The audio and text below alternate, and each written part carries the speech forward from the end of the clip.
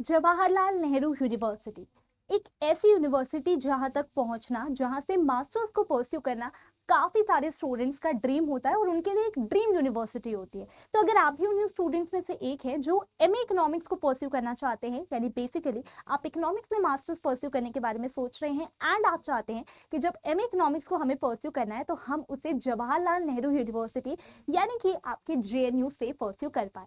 So hello everyone, welcome to CUD PG Adda 24/7। This is Priya, your educator and mentor for economics and all the student जो economics को आगे masters level पे पढ़ने में interested है and आपका टारगेट है जेएनयू तक पहुंचने का। तो this video is going to provide you the complete clarity regarding that.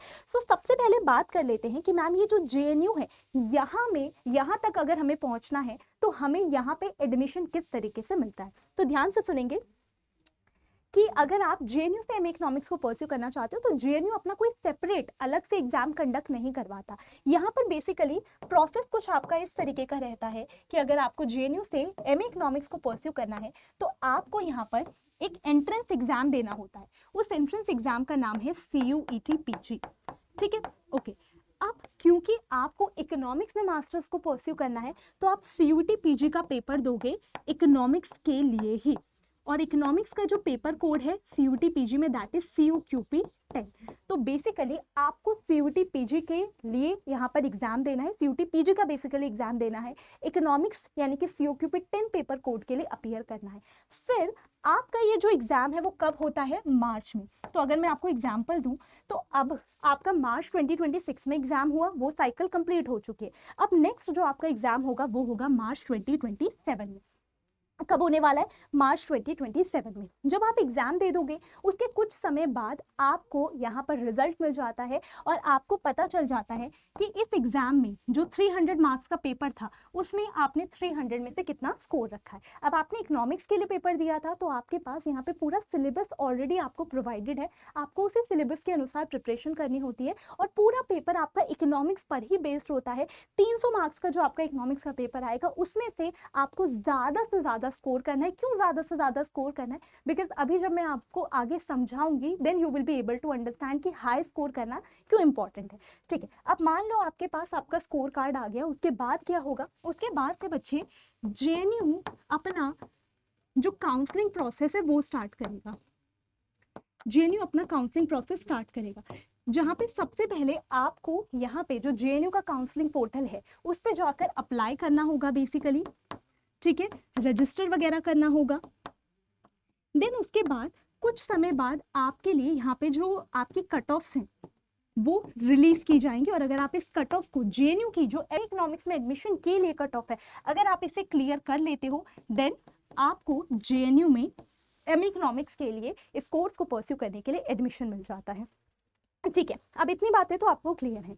अब सबसे पहली बात मैं आपको ये बता दूं कि कौन कौन स्टूडेंट जो अगर मार्च 2027 में यहाँ पर इस एग्जाम को देना चाहते हैं, CUET PG में इकोनॉमिक्स के लिए अपीयर करना चाहते हैं, तो कौन कौन से स्टूडेंट्स अभी इस एग्जाम में अपीयर करने के लिए एलिजिबल है। तो देखो, अगर आप अभी 2026 में एक फाइनल ईयर स्टूडेंट हैं, ठीक है, 3rd ईयर में है या 4th ईयर में है, या फिर आप अपनी ग्रेजुएशन ऑलरेडी कंप्लीट कर चुके हो अगर अभी, तो मार्च 2027 में जब आपका ये एग्जाम होगा तो आप जाकर इस एग्जाम में इकोनॉमिक्स के लिए अपीयर कर सकते हो, पेपर दे सकते हो। ठीक है, इतनी बात हमने समझी। लेकिन साथ ही साथ आपको ये समझना होगा कि जब आप अपने CUET PG के स्कोर के बेसिस पर जेएनयू में एडमिशन लेने जाएंगे तो जेएनयू 2 चीजों को चेक करेगा। एक कि आपने CUET PG का पेपर दिया हो, इकोनॉमिक्स के पेपर के लिए आपने अपीयर किया हो और आपका स्कोर क्या यहाँ पर जो इन्होंने कट ऑफ सेट करी है उसे क्लियर कर रहा है या नहीं। तो सबसे पहले आपका स्कोर चेक किया जाएगा कट ऑफ के साथ। दूसरी चीज जेएनयू ये भी चेक करेगा कि क्या जो जेएनयू ने अपना क्राइटेरिया सेट करा है आपको एडमिशन देने के लिए, that is a university specific criteria, आप उसे मीट करते हैं या नहीं। तो नेक्स्ट हमें उसी के बारे में बात करनी है सो दैट आप अपने आप को चेक कर सको कि आप क्या जेएनयू में एडमिशन के लिए एलिजिबल हो या फिर नहीं। तो देखिए, यहीं पर बात आती है कि जेएनयू बच्चे आपको यहाँ पर इकोनॉमिक्स में जब मास्टर्स परस्यू करना चाहते हैं जो स्टूडेंट, उन्हें 2 कोर्सेज ऑफर करता है। 2 कोर्सेज के ऑप्शंस आपके पास यहाँ पर हैं। कौन कौन से कोर्सेज हैं? एक तो है बच्चे MA economics, that is your normal general MA economics, और एक एमए इकोनॉमिक्स है स्पेशलाइजेशन के साथ, जिसका नाम है MA economics with specialization in world economy. अब इन दोनों के लिए ही एलिजिबिलिटी क्राइटेरिया अलग अलग होता है, कट ऑफ भी अलग अलग आती है। अब ध्यान से सुनिए, ये जो एमए इकोनॉमिक्स है, ठीक है, ये एमए इकोनॉमिक्स आपको स्कूल ऑफ सोशल साइंसेस के द्वारा ऑफर की जाती है। स्कूल ऑफ सोशल साइंसेस के द्वारा ऑफर की जाती है। जेएनयू में डिफरेंट स्कूल्स हैं, उसमें से जो स्कूल ऑफ सोशल साइंसेस है वहां पर आप एमए इकोनॉमिक्स के लिए आपको एडमिशन मिलता है, ठीक है। ओके, अब देखो एमए इकोनॉमिक्स जिसको हम लोग इस तरीके से शो कर सकते हैं, जिसके लिए हमारे पास जो एक्सप्रेस करने का तरीका है, जिसको हम जिस तरीके से लिखते हैं, that is this way. Okay, अब हम लोग यहाँ पे क्या कह रहे हैं, एमए इकोनॉमिक्स के लिए जेएनयू का एलिजिबिलिटी क्राइटेरिया क्या है। एक तो यही है कि आपको इकोनॉमिक्स के पेपर के लिए सीयूटी पीजी में अपीयर करना है, उसका स्कोर मैटर करता है। और साथ ही साथ यहाँ पे लिखा है जेएनयू ने कि आपने बैचलर्स डिग्री कर रखी है और उसमें आपने 50% मार्क्स इन एग्रीगेट स्कोर करे हो, एंड आपने इकोनॉमिक्स को एज अ सब्जेक्ट पढ़ा हो, ये आपके लिए जरूरी है। और मैथ्स को 10+2 लेवल पर आपने पढ़ा हो, ये भी आपके लिए कंपलसरी है। पहले इस वाले कोर्स में मैथ्स कंपलसरी नहीं थी, बट 2026 से इस कोर्स में भी नॉर्मल जो एमए इकोनॉमिक्स है उसमें भी मैथ को कंपलसरी किया जा चुका है।